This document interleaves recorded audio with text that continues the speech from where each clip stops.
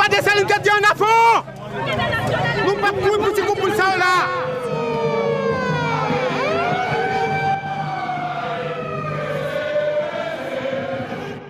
Le premier tour des élections législatives et présidentielles haïtiennes de 2010-2011 s'est déroulé le 28 novembre 2010. Mais le tremblement de terre d'Haïti de 2010, qui ravagea une partie d'Haïti, notamment sa capitale, Port-au-Prince, n'a plus permis d'organiser cette consultation électorale. La capitale était désorganisée. L'envoyé spécial était Paul Larocque. En Haïti, c'était beaucoup devenu incontrôlable. Il n'y a pas eu de guerre civile comme telle en Haïti, mais on n'était pas très loin de ça à un certain moment. Il y avait pas d'ordre, il y avait pas de pouvoir, et puis c'était la rue était laissée à un certain moment à un groupe qu'on appelait les chimères, là, qui étaient des jeunes délinquants avec une bouteille de rhum à 9 heures le matin, puis avec une mitraillette dans les mains, puis tout ça. Il faut la rue pour manifester parce que 107 ans après la mort de l'empereur... Il ne faut pas oublier que l'attaque envers des journalistes est toujours possible.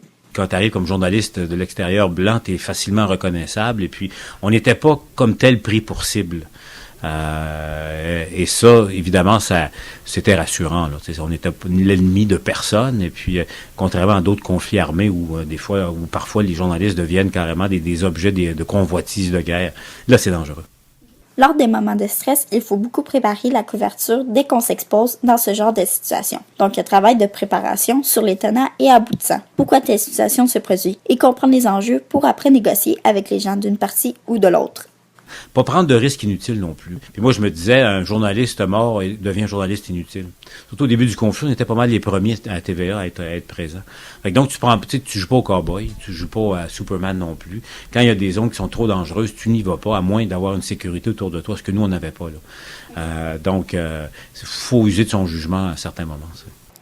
Si un journaliste se fait attaquer pendant un reportage ou un direct, il doit tout de même se défendre. Tu ne dois pas te laisser faire en partant.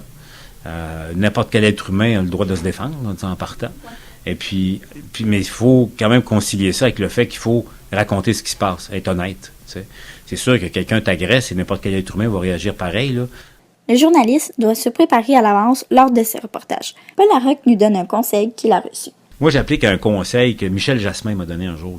Il m'a dit, écoute, Paul, c'est pas compliqué une entrevue. Il dit, tu prépares 2 questions. La première et la dernière. Et entre les deux, tu écoutes.